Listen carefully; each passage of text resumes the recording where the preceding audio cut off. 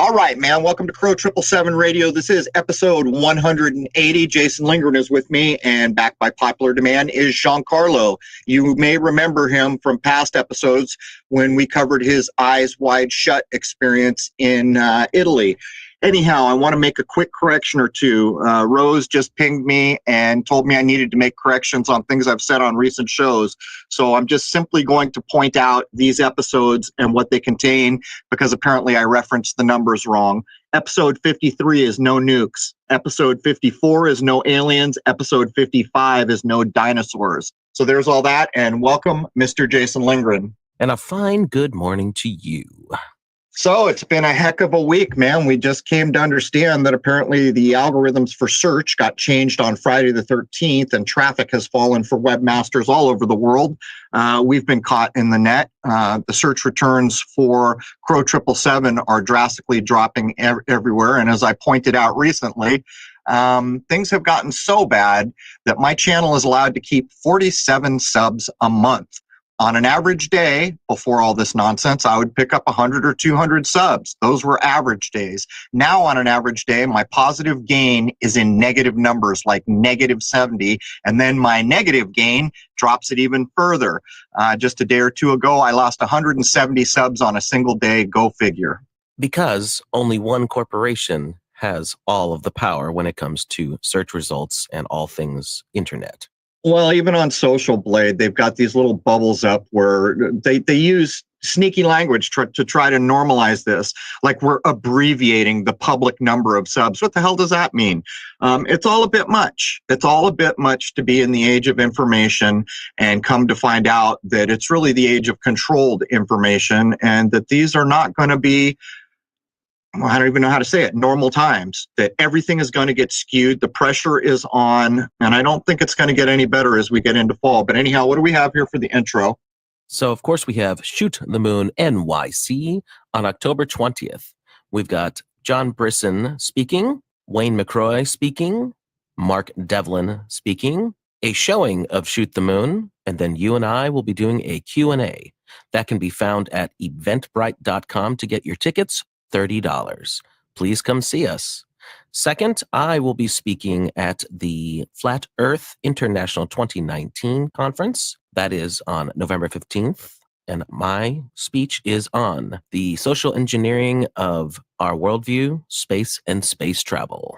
All right. We should also mention that I'm working out the technical details. For all recurring subscribers of Crow 777 Radio, we are aiming to give away free access to Shoot the Moon. It's a full-length 2-hour film with every interesting thing I ever shot and my point of view to get on the record the way that I saw it, having been there, so the kind of myth and legend that's crept up around Lunar Wave and all these things doesn't become the narrative that people remember.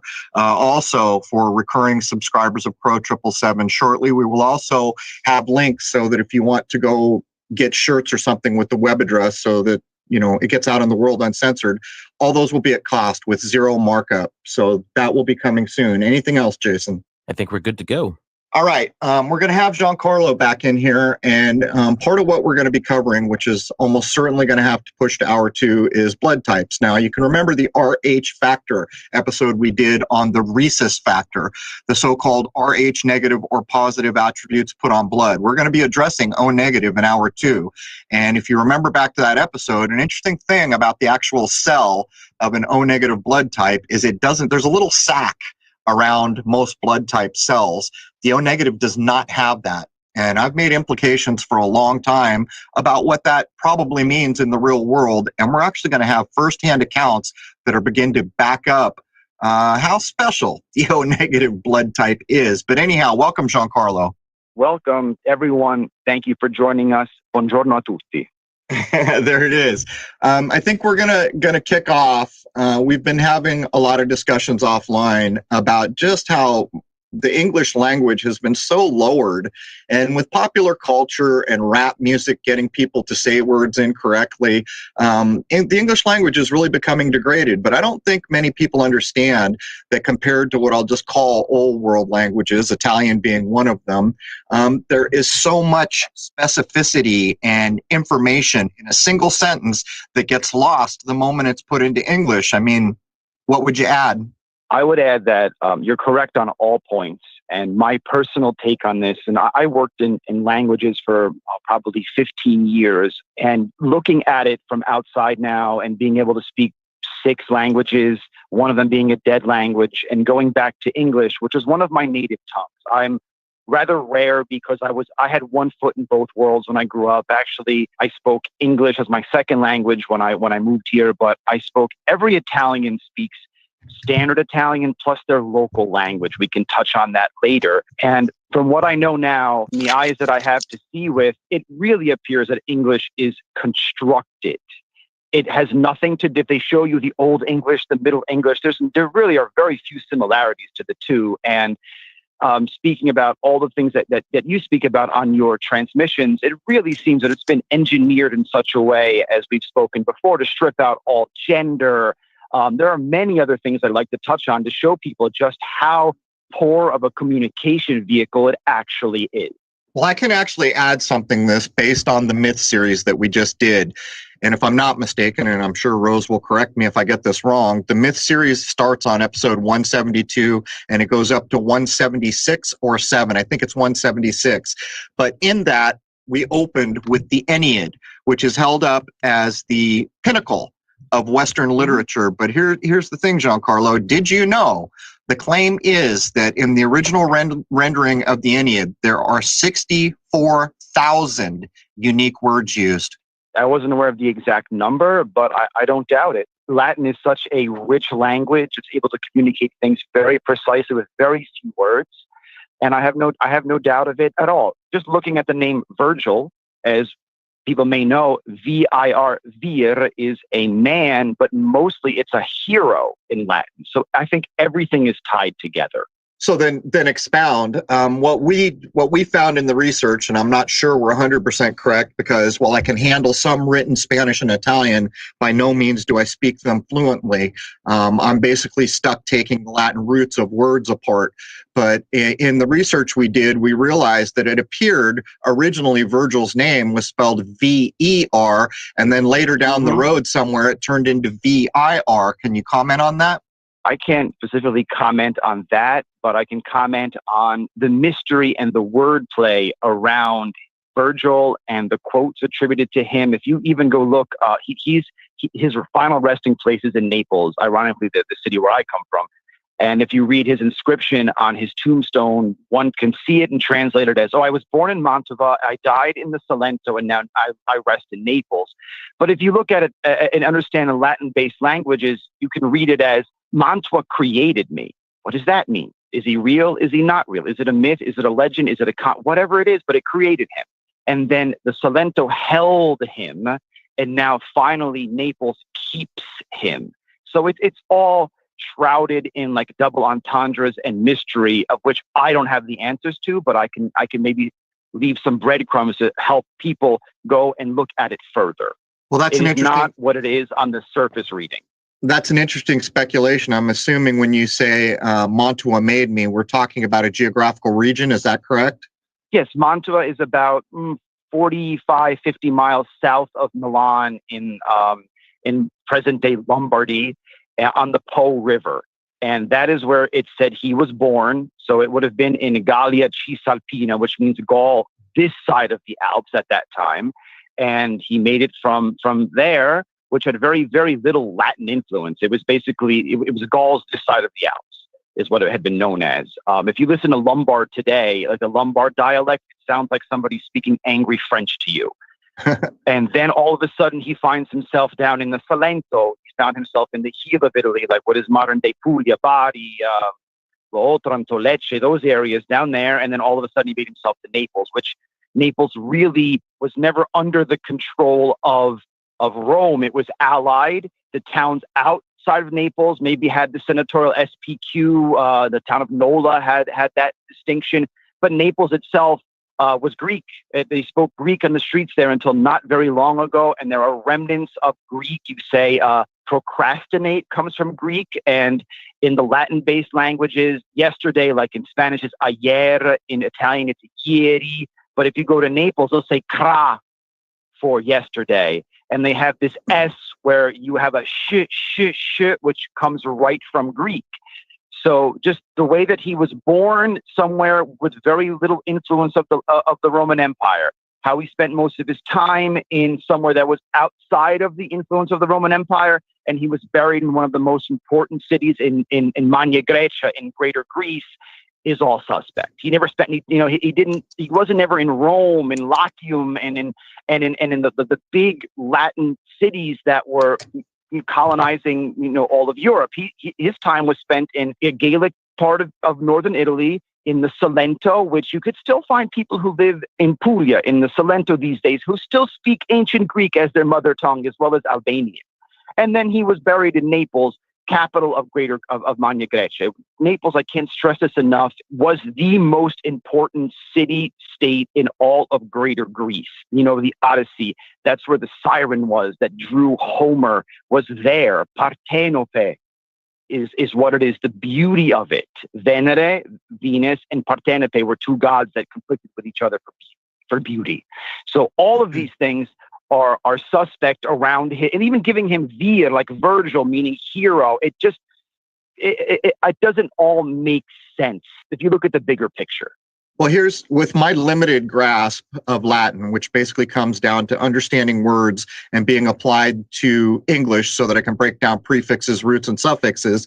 If we take the original name he was given, VER, instead of VIR, that Virgil with the VER, that relates directly to the sun. Think of the vernal or spring equinox. Right. Think of the Bible in, I believe it's the book of John, where they say, verily, verily. And initiated people will understand that in the book of John, when they're saying verily, verily, they're telling you this is occurring at the spring equinox.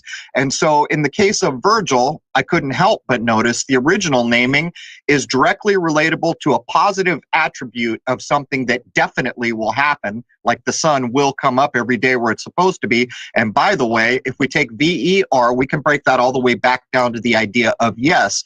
But you mentioned another thing that we should probably define for people. You mentioned so many people have seen the old movies where the Roman soldiers are carrying their flags with SPQ. Can you elaborate? Can you tell us what the SPQ is? I can, and I will also, just to tie in what you were saying, but verily, verily, do you know what the monumental cemetery in Rome is called, where all of the illustrious citizens of Italy are buried? It's called the Verano. That is where they are buried, okay? It all comes together.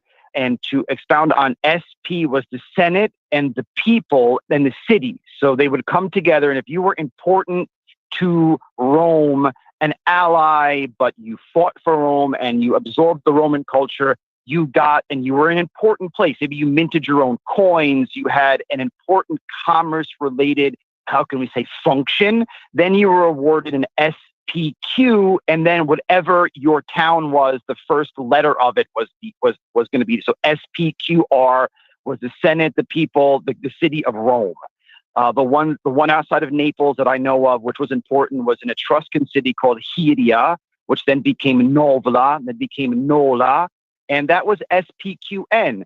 And the funny thing about that is it's literally 10 miles away from Naples, but where Naples just was an allied city with Rome and maintained their culture, and from the history we've been handed, which is all suspect, we're told that the Latins had a affinity for Greek culture. So they let it flourish wherever it was. And they said, hey, wait, Naples is a capital of this great Greek thought that we're using and we are inheriting. So we're going to let them be. but the towns of the countryside around it were all allied with Rome through the wars with Carthage and Hannibal crossing the Alps and all of these things, which I don't really like to discuss because I really believe it's all been made up. A lot of it is just constructed history, doesn't really make sense if you look at it. So we need to take all of this with a grain of salt.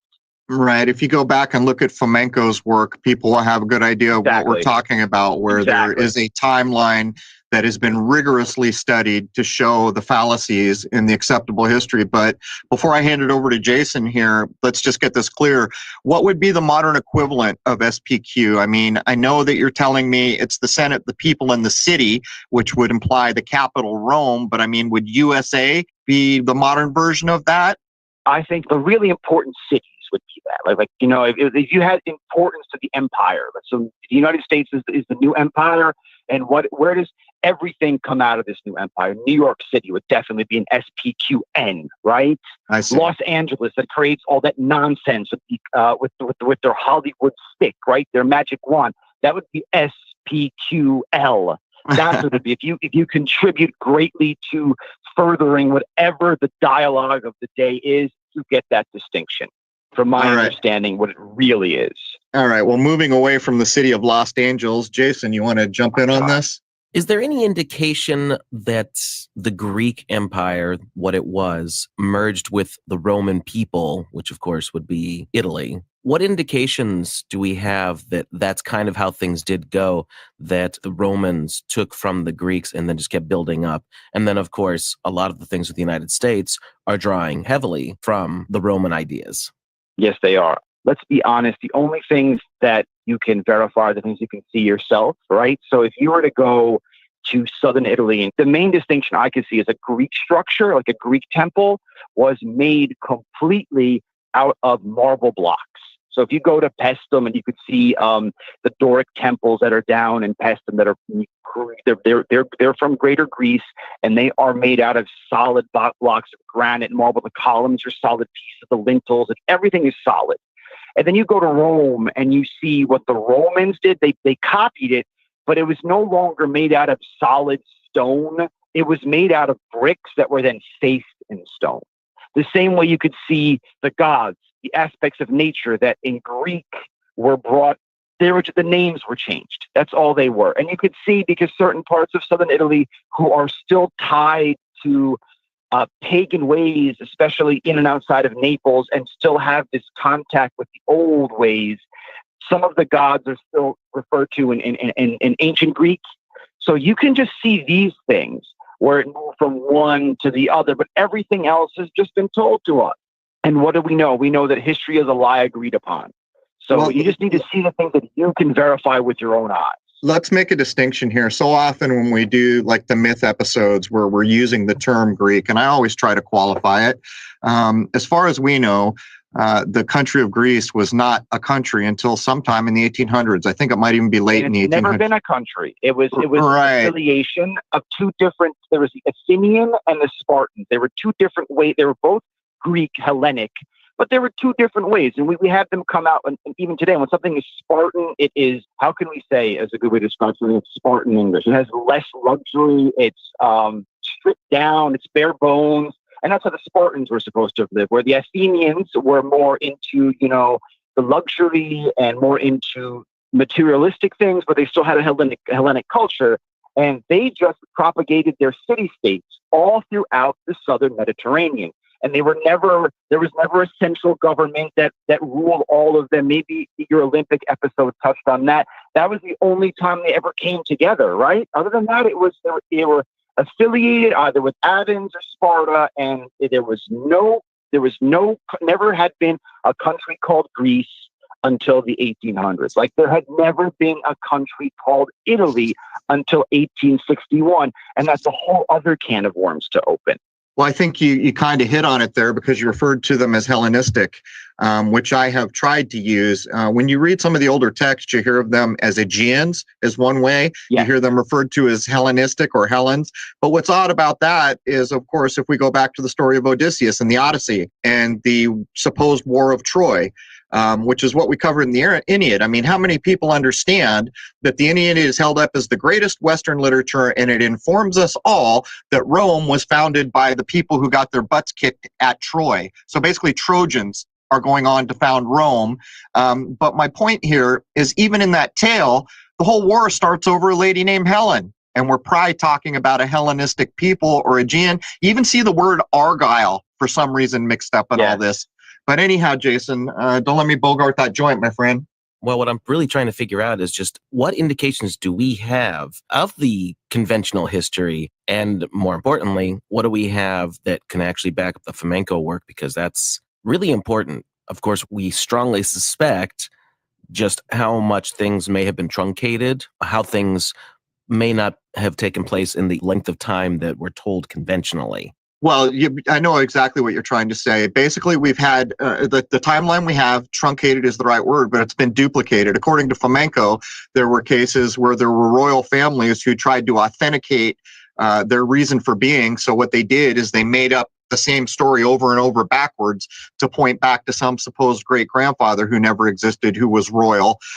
So that's part of what Fomenko did. And by the way, that is there is so much when you start reading Fomenko, but basically what it comes down to is when he says a truncated timeline, maybe what we're referring to is that if we look back 1,000 years, it's only 200 years away from us, these kinds of ideas. In other words, what we think is 1,000 years old might only be 200 years old, these kinds of ideas. I would have to agree with that. What I'm wondering, though, since the Jesuits came into power around the 1600s, is that when the snipping of the timelines started going on, cutting and pasting or whatever it is that they did? And what evidence would we have to support that that's when that happened? And of course, the Jesuits are coming out of Rome. Well, all roads do lead to Rome. We've discussed this. Someone even found the 9/11 encoding of it. Rome, and if you write it backwards, it's amor, it's love. My personal experience is I did live in Rome for a few years. I tried to run a business there, and I found it to be the most horrific, just black place I'd ever been to. And I left there and I was happier that I did. What lines can we draw? It really is, it's all suspect. And I wouldn't even know where to begin besides seeing the things that we can see with our own eyes. Even something that Crow mentioned a while back, like they show us these Egyptian tombs and they're saying it's 4,000 years old and the colors are perfect, like they were painted yesterday. I own houses. You have to paint them every 2 years. Otherwise, it's just how it is. Everything breaks down here. So you need to really look at everything, understanding that it's all suspect. And I think Jason has a very valid point. And who are the masters of education and indoctrination are the Jesuits, who eliminated all of indigenous culture all throughout the world were the Jesuits. Where are the doors of the Roman Senate these days? They are on St. John's in Lateran, which is the Basilica of Rome. St. Peter's, I cannot stress this enough, is not the Basilica of Rome. St. John's in Lateran is, and the Roman Senate doors are right there. If you go to court, there's the line. If you go to court in front of the magistrato, in front of the magistrate in Italy, he is not wearing a robe, he is wearing a toga. There's your other line to draw. So I think I can maybe speak a little bit to what Jason's doing. I've been working on this idea for a few years, trying to figure out one of the lines in the sand. But when you're aware of people like Fomenko and the work we've done about whether or not the historic timelines are accurate, which I don't accept that they are, you zero in on the acceptable, the mainstream date of 1620 in that neighborhood. And here's why. It appears to me, and it will take more work to be able to present this out in a meaningful way at some point, that when time first started to get screwed with, the actual thing we call time, it was around Easter. And the reason is because the Pope, apparently, from the timeline we're handed, wanted to set Easter for the entire empire in one day. Well, this is an impossibility. And the example I always use is a guy in New York does not see sunrise at the same time as a guy in Hawaii. And yet, under this Pope scheme for Easter, they would be being told that, in fact, you guys are seeing sunrise at the same time because Easter will be on this day regardless of where you are in the world. So that's where we start to see things get skewed. But in the same time, we are told that these crazy people came forth with the heliocentric model. And the Pope was so incensed because it went against scripture that he said, you know what? If you say that, you're going to get killed. And then he said, well, we're not going to kill you, but we're going to put you in jail. And then he said, well, we're not going to put you in jail, but you can't leave your house. And by the way, you can publish that book. And then in less than 100 years, the Jesuit order are teaching these very things. So however far back this actual period of time is that we call 1620, I think that's maybe the dividing line that we're searching for. It's where we get heliocentrism finally taught by the church, and it's also where we see the artificiality of time, where you don't look up anymore and say, "Up, the sun's rising, it's sunrise." You get these, the Easter annals and these tables that artificially try to force things to happen according to the will of the Pope.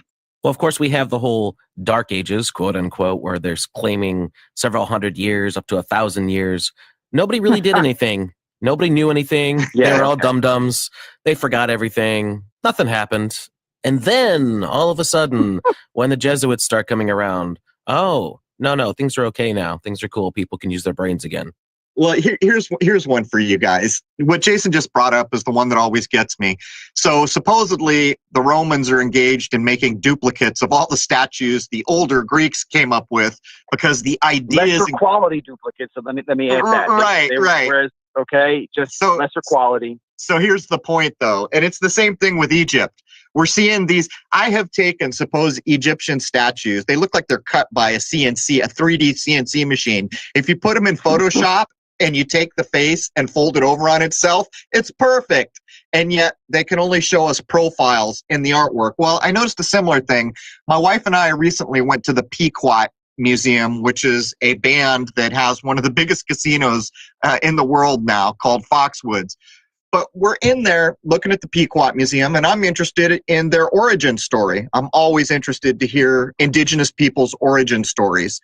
And so while we're in there, we're looking at all these arrowheads and these tools, and it's like, it blows your damn mind that someone took stones, apparently, and made these highly designed, architected, perfect little things out of stone.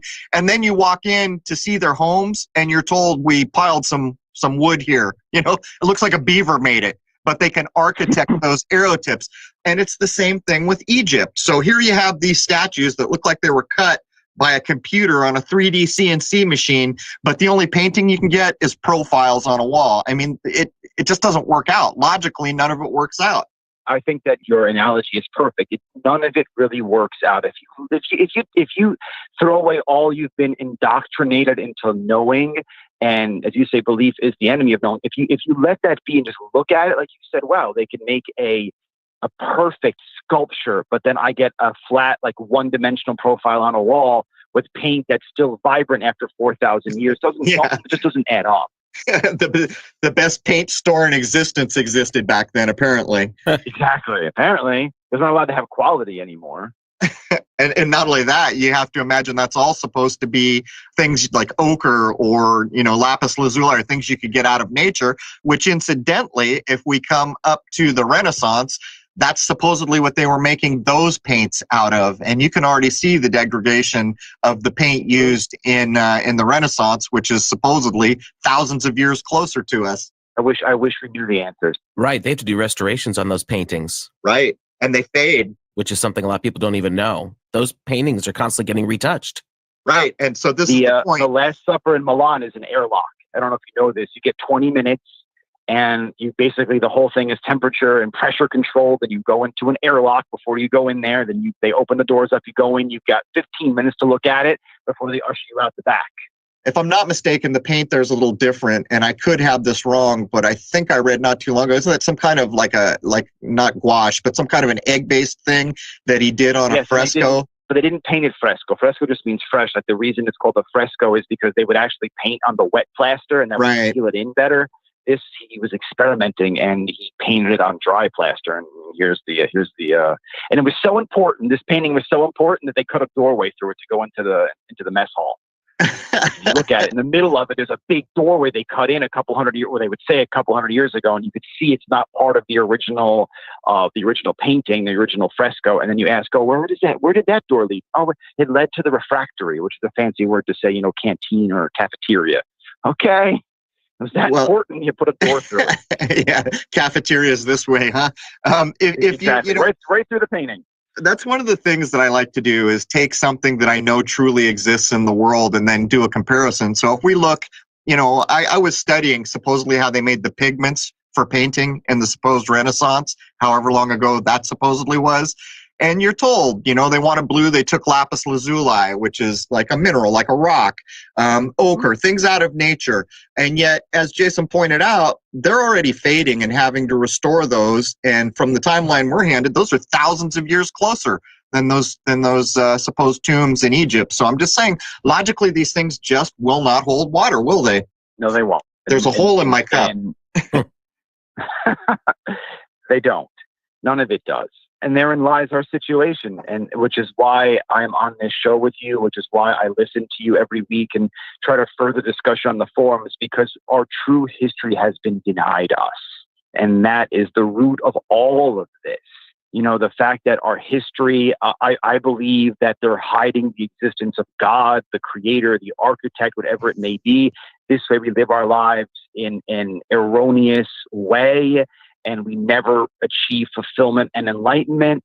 And sometimes I kick myself in the rear saying, man, you should just stuck it out an extra year with those people, because maybe you would have learned more of these secrets about this place. Because it's in my brain every day in the back. I'm like, what is this? What are we doing here? Why has it been denied us? So I come from it at a point of saying, okay, if everything is suspect, I'm only going to believe what I can see and what I have firsthand history from, and go forward from there. That's how I look at it. Well, think of the last story from the last episode we did. Maybe you were better off leaving. Seems to be a price to pay for knowledge on that level. Consider the tale that you expressed last time with, I believe it was a Jesuit priest who wanted to sleep with your wife and wanted to trade information for the privilege. So I would say he did. He let out some nuggets, Crow. He let out some nuggets saying that it's the false scarcity model, right, is how they really control everything. And then by using, I mean, he was speaking to us in Italian, but I think the best way to say, by using a ball, a globe, a sphere, there's nothing left to explore. So it's all here, false scarcity. There's nothing left. This is the trail of breadcrumbs he was leading us on to. And then he wanted, then there was the indecent proposal, and it was just, no, this is not going to happen. This is not who we are, how we live. I don't care what you know, but it's not worth my family for me to know it. And even with the other way around with these people that we discussed last time, we'll figure it out. I know we will. I know we'll figure it out. We're smart enough. There's enough people behind us that will figure it out. I go about my daily routine. If they're telling me it's light, it's dark. If they're telling me it's up, it's down. If they're telling me it's round, it's flat. Just go with the opposite. That's the easiest way to cut through the nonsense. Just go with the opposite. Well, what's ironic about that tale, the indecent proposal that was, not only was it a man of the cloth, supposedly, but it's just ironic for Western ears to think that the currency offered was information. It goes to show you how people at that level think. It wasn't gold or silver, or gems or jewels. It was like, hey, man, really? I know these things. I'll trade you some things you don't know so I can... Your wife's hot. Exactly. Yeah. It's just so carnally and lower-minded. It's just terrible. Terrible. And this is what it is. These are the so-called leaders, spiritual leaders, and people... the people are moving away from it, but they've had a grasp on it for a very, very long time. And, we spoke about this, and it's, for me, and I believe now that it is the blood type, and their alchemical spells have never worked on me. I've always known something was wrong. The way we live was wrong. I just couldn't put my finger on it. And because there is so much controlled opposition and disinformation, and as Jason so eloquently puts it, the turd in the punch bowl. I love that analogy. And it's so hard to cut through all of that. But I think we're getting close. I really do. And I think that what you expound on every week is getting closer and closer to the bullseye, hence the censorship. If not, let it be. Let it go out there. They pump you out. Look what he's saying.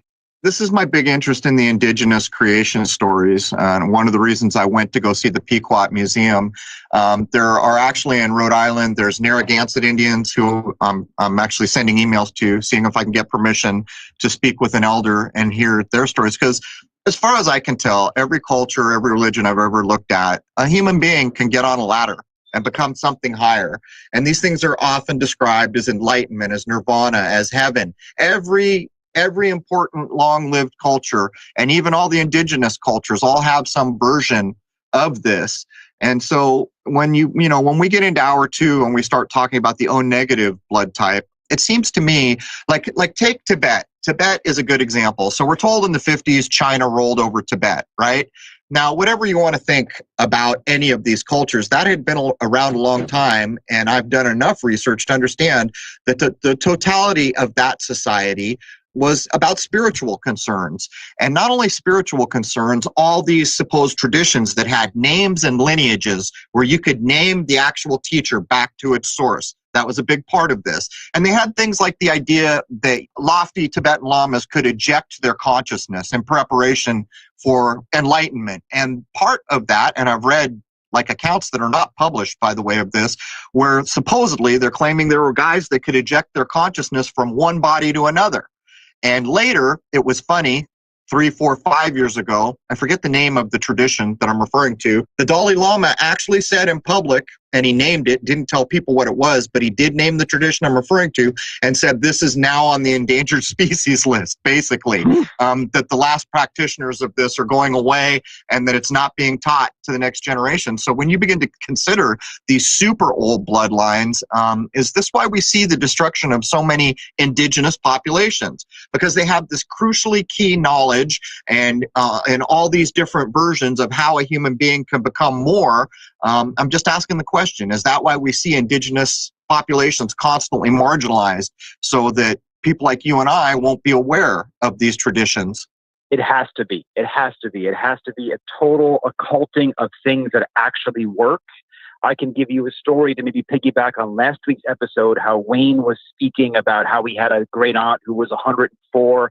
I have a living window to a woman who was born in 1845. This is my great great grandmother on my mother's side. She was so old, died in 1959 or 1960. She didn't know how old she was. Okay. And my one aunt who's 80 used to spend a lot of time with her. And she keeps telling me this one story.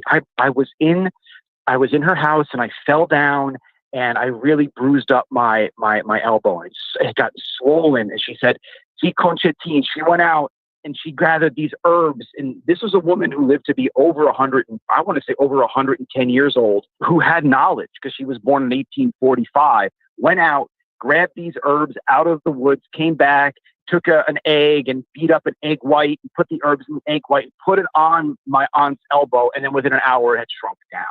These are the things they don't want us to know. They don't want us to know because, as you said before, it's demonstrable that people did not die at 35 and they weren't 4'7" 100 years ago. Right. Because look at the daguerreotypes. I can look at my great grandmother, which is on my father's side, the negative side, and my 3 male cousins, and we're all from the same great grandmother, different mothers, different fathers, and we look like brothers. The woman lived to be 105. She was 6'4" tall, gave birth to 9 children.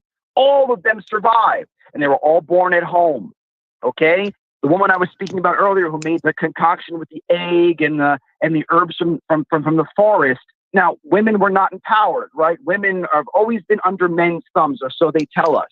This woman used to hang out with Sardinian pirates with a musket in between her breasts.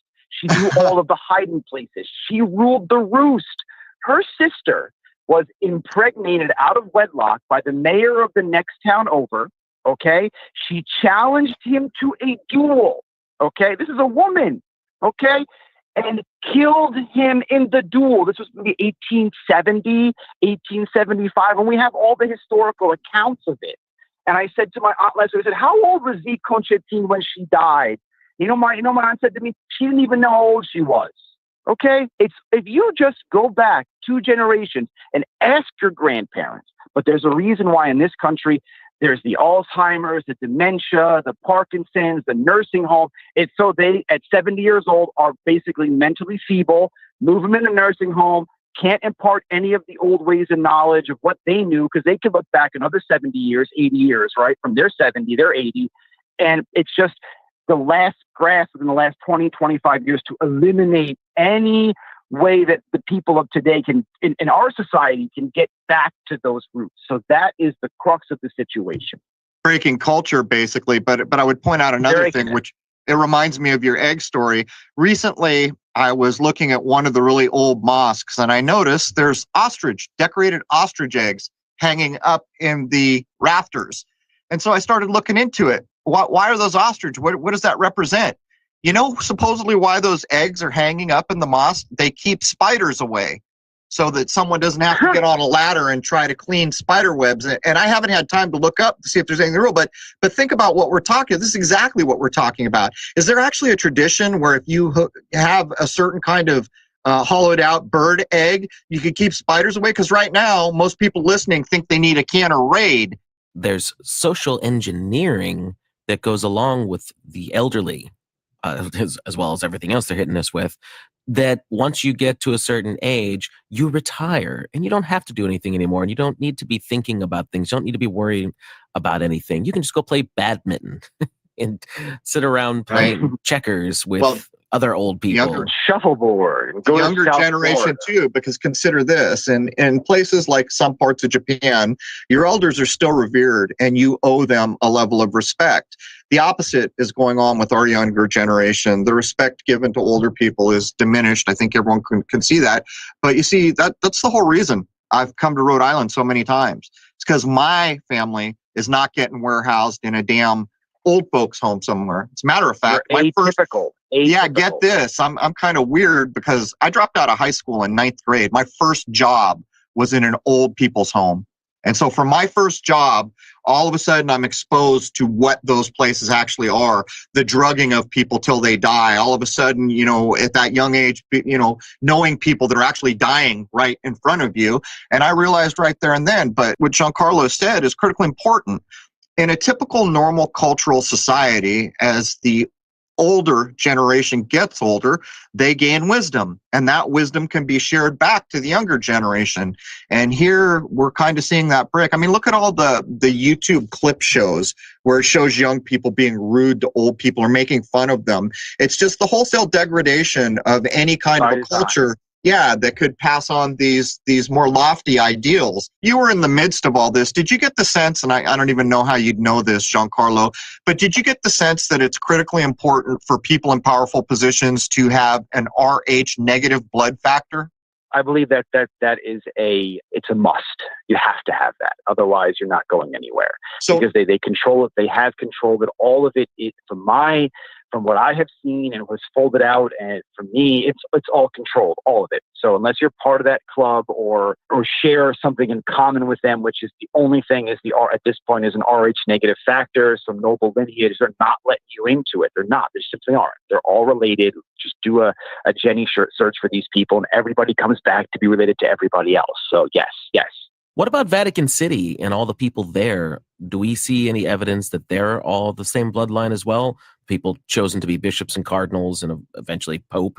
I'm sure it is. I mean, you can count the ways. Look at the Lateran Pact. Look at the obelisk from Heliopolis in the square. Look at the doors of the Senate that have been moved to St. John. Look at it all. And I don't know, but the smart money, as they would say here, is on yes.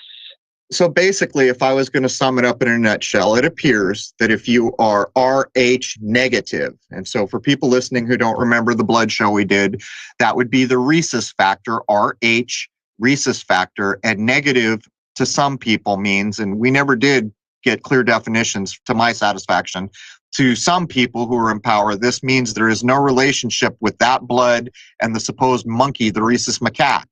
An RH positive would. But so, Giancarlo, it almost seems like the RH negative blood factor implies a very old lineage, like you're one of the older families. But this is the problem. We never could just, how in the heck did we end up with different RH factors? And then Jason and I did the research. We started finding basically a lot of dishonest work and a lot of people not telling the truth. And we never did arrive. But I mean, do you think it matters if you're AB negative? I think that negative in general, but the rarer the blood type, the closer you are to being uncontaminated. I don't know what it is. Which would be O negative, right? We're referring to O negative? O negative. There's AB negative, which is, well, we're not going to say, but I don't know a lot about it. I know there's something to it. We have to have Dr. Lena back on, have him do some research into this. He seems to be very honest and see what his take is on it. But it's a really good idea. I'm sure if you give him a heads up, he'll be able to prepare something because he's on top of all of these of these subjects I've noticed. So I think it's just negative because negative is very rare, and there's some kind of unadulterated lineage with the negative people going back somewhere to sometime to something. What it is why we're here speaking about it and trying to piece it together. Well, it's so frustrating because we're reasonably sure that there is truly a thing called Rh positive and Rh negative. We know that some of the rare blood types, I think it's O, don't quote me, I'm doing this from memory, can donate universally. We understand that if you... O positive is a universal donor. Yeah, O positive is a universal donor. And I believe the O negative is a universal receiver that can take any blood type. There's something to that. But don't quote me, I'm not a doctor. But all I know is that from my understanding, all of these people in power that I have met have something in common, and they know each other. They can understand, they'll make you do the blood test, but they get an inkling of it. They can feel it. Like you say, we've had telephones and cell phones and these ways of communicating with each other. If we didn't have these, maybe we'd be able to communicate in a different way. We've just never developed it because we've been given a crutch. But these people understand these things and do what they have to do regardless of that. You've got to imagine that the vampire tale somehow wrapped up in this. But my main point I was going to make here is it almost feels to me like the implication here is that Rh positive was somehow imposed in some weird way. And, I can't add much. If you go do the research and you start getting, there's a whole bunch of research that claims the original Africans are all Rh negative. Now, when you read the European research, they'll tell you that's not true. When you read other research, they'll tell you that it is true. If you're accepting the controlled narrative saying that we all came from Africa and we moved out of Africa, and over all this time, the Asians became Asians, the whites became whites, the Africans stayed dark, yada, yada, yada. Nonsense. We were all created in a different way. So I don't accept that. I accept that we were created. The different races were all archetyped by whomever created this place. And the out of Africa theory is just a bunch of other dinosaur nonsense to just lead us down an erroneous path and kind of make evolution. Oh, it seems plausible. Okay. That's how I feel. That's how I have come to understand this. It just seems like in the age of information that a topic like that should be very well documented, and you shouldn't find all this kind of racism and non-racism and just all these half-truths mixed in with it. But at the end of the day, no matter which of the sides that are not agreeing with each other, they all agree that the original humans supposedly were Rh negative. Supposedly. We're almost at the top here, but I would like to ask, since we were discussing language earlier, how much Latin do you see in Italy these days? Because I've been told that the ATMs have Latin available in Vatican City. Is it anywhere else that you know of? Anywhere else that I know of? No. All of the vocabulary, most of it comes through into Italian, but the actual teaching of Latin is relegated to classical high school, Vatican City, and that's it. You could see it if you walk through the towns that have supposed ancient Roman, structures. They will have the Latin inscribed on them, but other than that, it's not used in day-to-day life. Italian is close. It's poorer than Latin. It sounds different than Latin, but no, they're keeping Latin all to themselves. They're keeping it to themselves, telling you not to learn that it's dead and be about your way, but there's power to it. Everything is sound, right? It's all electromagnetism and vibration, and that must be a very, very important vibration they don't want you to have. They want you to have this English language, which is becoming the de facto world language, which, if we can touch on language, I wanted to touch on that. I don't understand how people can't see this and can't understand that the language they have been given lacks a second person plural. So if I want to make a distinction in English between speaking with Jason, just Jason, or Jason and Crow, I cannot grammatically do that. What I have to do, and you see the people who do this are people who have had the second person plural recently in their languages, and they've created a you guys, a yous, a yins, a y'all. That is just a poor excuse for a means of communication if I can't specify that I'm speaking to one person or more than one person. To me, that is the deciding factor in showing you that this English language is a bunch of nonsense.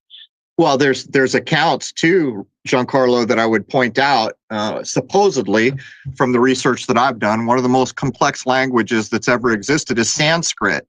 And what I've read, it's almost hard to fathom at this point. It's delivered in almost a poetic manner, I guess. I guess some of the Middle Eastern language claim a similar thing, but what they're saying is that there's 4, 5, 6, 7 levels of meaning possible.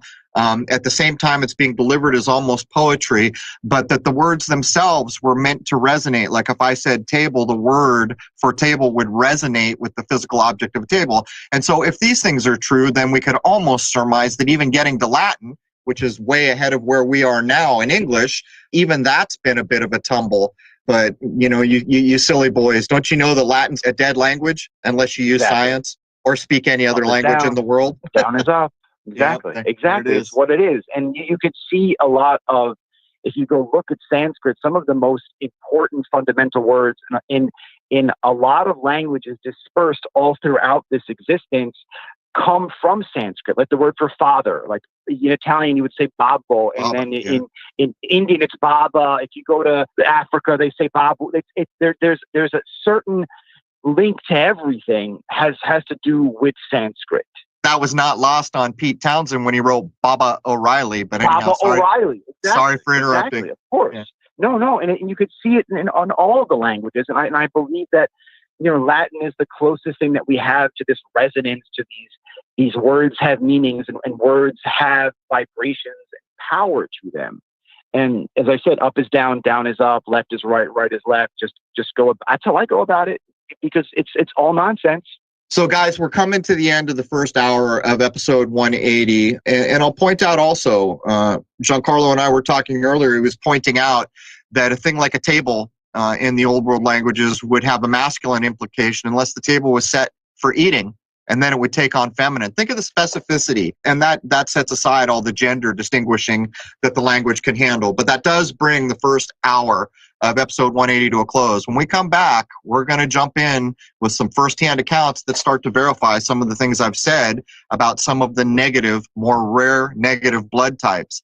And I'll close by reminding everyone, in the research that I did, apparently most blood cells have a bit of a sac around the cell where certain negatives do not. Think of what that implies about being able to understand what other people are thinking or any number of things. Anyhow, when we come back, we're going to jump straight into that in real world experiences that we have to allegorize so no one can do a breadcrumb back to Giancarlo. Anyhow, we hope you'll join us all on October 20, Shoot the Moon NYC with Mr. Devlin, Mr. Brisson, Mr. Wayne McCroy. Jason and I will be doing a Q&A after a showing of Shoot the Moon. It'll be my first appearance in public, and we hope you'll join us all next week. We're going to be locked and loaded for a few episodes in a row, but join us all in the Free Speech Zone, where we're going to start to cover some very interesting firsthand accounts of what it might mean to have rare negative blood types. There it is, man. Cheers.